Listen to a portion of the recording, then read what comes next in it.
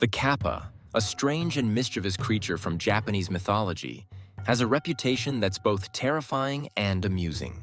Imagine a creature that's part turtle, part amphibian, with a bowl-like depression on its head, perfect for holding water and for wreaking havoc. Known for their pranks and dark deeds, Kappa are lurking in the corners of Japanese folklore, but there's much more to them than their terrifying appearances. In this video, we're diving deep into the world of Kappa, exploring their eerie traits, their role in ancient stories, and how they continue to live on in Japanese culture today. Are you ready to meet one of Japan's most peculiar and dangerous creatures? Let's begin. In Japanese mythology, the Kappa is a water creature that resembles both a turtle and a demon. With the body of a reptile or amphibian, webbed feet, a beak-like mouth, and a small bowl-like indentation on its head that holds water. Kappa are often depicted as the most bizarre-looking creatures. Kappa are known for their thirst for mischief. They love to prank humans and often cause harm by dragging people into the water.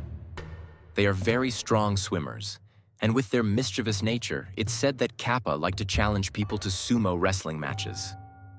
But don't let their silly image fool you. They were believed to be dangerous and known to drown children, or challenge travelers to wrestling matches they would never walk away from. The Kappa's roots trace all the way back to Japan's Heian period, 794 to 1185, though earlier myths point to them being seen by locals in different regions. The term Kappa is derived from two Japanese words, kawa, meaning river, and wappa, meaning boy, implying that Kappa live primarily in the waters of rivers, lakes, and ponds. Like many creatures in Japanese mythology, the Kappa's origin stems from folklore and superstitions meant to explain certain phenomena, such as unexplained drownings and missing livestock. As communities lived near rivers and relied on these bodies of water for survival, the Kappa represented the danger lurking below the surface. In traditional legends, Kappa are highly dangerous. They were believed to drag children into the water and sometimes drown them. But the worst thing about a Kappa? Its love for human blood. Some versions of the story claim they would even suck the blood out of their victims by piercing their rectum with their sharp claws. A horrific tale that terrified children and locals who ventured near the water. The most iconic feature of a Kappa is its dish, the water-filled depression on top of its head. In many versions of the stories, this is both a symbol of the Kappa's power and its biggest vulnerability. Here's a fun twist. The Kappa's strength is tied to the water in this bowl. When the bowl is filled with water, it gains immense power. However, if the water ever spills, the Kappa loses all its strength and is rendered powerless. So here's an interesting idea. Kappa can be tricked. If you bow deeply, a Kappa will instinctively bow back in respect, and when it does, the water in its bowl will spill. In this way, the victim can escape. This interesting detail highlights one of the key themes in Japanese mythology, using cleverness to overcome dangerous beings, often through humility and respect.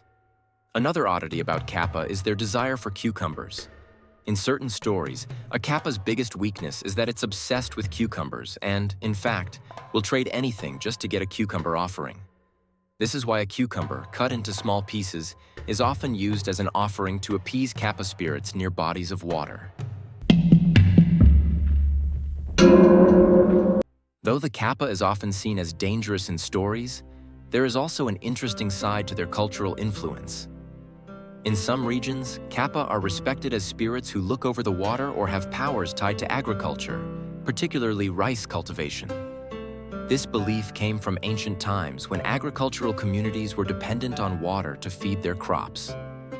In such regions, Kappa would be seen as beings of both danger and protection, influencing how the people interacted with nature.